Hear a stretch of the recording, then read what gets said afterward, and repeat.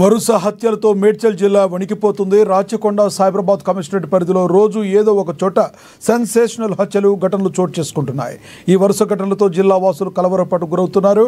కుకట్పల్లిలో 12 ఏళ్ల బాలిక సహస్రను పక్క భవనంలో నివాసం ఉంటున్న 10th విద్యార్థి అతి దారుణంగా హత్య చేసిన ఘటన మరొక ముందే. తాజాగా బోడుపల్లిలో ప్రేమించి వివాహం చేసుకున్న భార్యను 5 నెలల గర్భవతి అని కూడా చూడకుండా అతి కిరాతకంగా శరీరాన్ని ముక్కలు చేసి మూసీ నదిలో పడేసిన ఘటన ఇవాళ ఉదయం వెలుగు చూడటం కలకలం రేపుతుంది.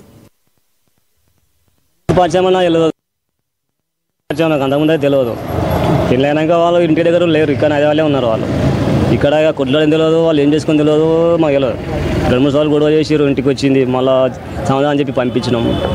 మంచుకున్నామంటే మంచుకున్నాం అంటుండే, మా టార్చర్ పెట్టిండు, బాగా టార్చర్ పెట్టిండు. మనకి ఇష్టం లేక ఇట్లా చేసినాడు. ఎన్ని సంవత్సరాలు అవుతుంది? ఇంచుమించు 15-16 నెలలు అవుతుంది. 16 నెలలు కంపల్సరీ అవుతుంది. మీతో ఎలా ఉండేవాడు? అంటే మీ బంధువులతో మీతో పాటు ఎలా ఉండేవాడు అతను? మ్యారేజ్ చేయకముందు బాగానే ఉండేది, పెళ్లి తీసుకోకముందు బాగానే ఉండేది. అదొకటి పెళ్ళి అయినా కానీ నేను కొట్లాడినా కదా, నాతో మాట్లాడలేడు. ఇక వాళ్ళ అమ్మ మాట్లాడలేరు, వాడు మాట్లాడలేడు. అంతకు మేము దూరం ఉన్నాం. ఇప్పుడు ఆయన ఇంత చేసింది కదా, మీరు డిపార్ట్మెంట్ నేను కోరుకుంటున్నారు.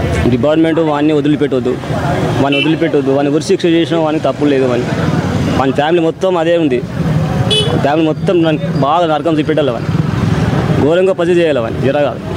మీ బిడ్డ ఎప్పుడైనా ఇట్లా నన్ను డాడీ కొడుతుండు అని చెప్పి మస్తు చెప్పేది, చెప్పినట్లా కూడా నువ్వు దా వచ్చేయంటే రానన్నది. మంచిగా ఉంటా అన్నది. ఏం మంచిగా ఉంటుంది, ఇట్లా చేసిండు వాడు. పోలీసు వాళ్ళ నుంచి మీరు ఏం కోరుకుంటారు ఫైనల్గా? పోలీసులతో మాకు న్యాయం కావాలి, ఎలాంటి శిక్ష పడాలంటే వానికి శిక్ష పడాలి. వాళ్ళు మొత్తం కఠిన కాలం శిక్ష పడ్డట్టు చేయాలి. వాడిని ఏం కాదు, అట్లా పడితేనే వానికి మంచిగా అవుతుంది, బయటికి రావద్దు వాడు. అంతకుముందు